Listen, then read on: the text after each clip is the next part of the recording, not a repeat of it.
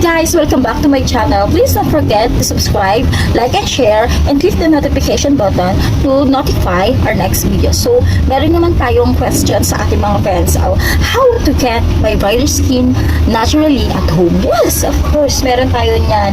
At nakikita lang natin yan sa ating kusina. So, hindi na natin papatagalin pa. Huwag nang patumpik-tumpik pa, karaka-raka. Yes, walang iba kundi ang ating kalamansi at ating baking soda. Ano nga ba ang mga benefits ng kalamansi at ang baking soda to brighter skin? Yes, kalamansi to exfoliating your skin and act as antioxidant. Baking soda can help to reduce dark spot because it has bleaching properties. So, kaya pala nakaka-help to brighter skin. Oh, alam mo na yung sikreto ko.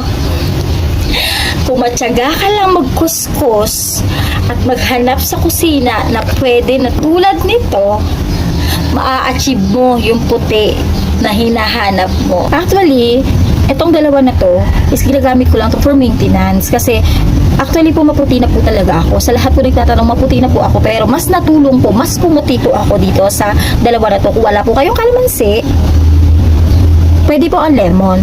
Pag wala po kayong lemon, pwede po ang kalamansi. Sa mga baguhan po dyan na gustong pumuti, mabisa po to dahil natural po ito at hindi nyo na po kailangan kung ano-ano paggawin sa buhay nyo kundi kalamansi at soda lang po. I-try nyo po, subukan nyo po, wala pong masama kasi hindi naman po siya masama sa katawan. So, nakakatulong po siya to brighter your skin. Okay po?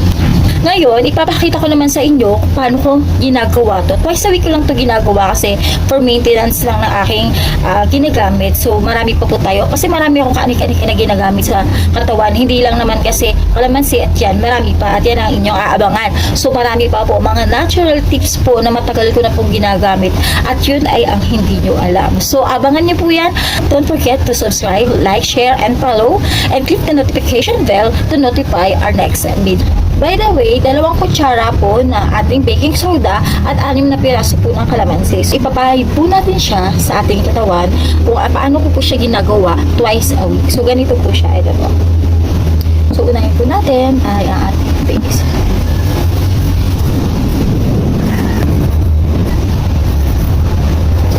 Po natin maglagay sa mga singit, kilikili, siko. Yan po sa yung mga lagi natin problema, kadalasan problema po natin laging maiitim. Kung alin po yung mga nakatago, yun po yung maiitim.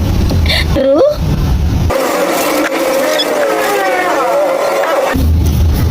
Isa pa guys, mas mabisa po siyang pampaputi ng kilikili. Nakita nyo na ano ang sekreto ko?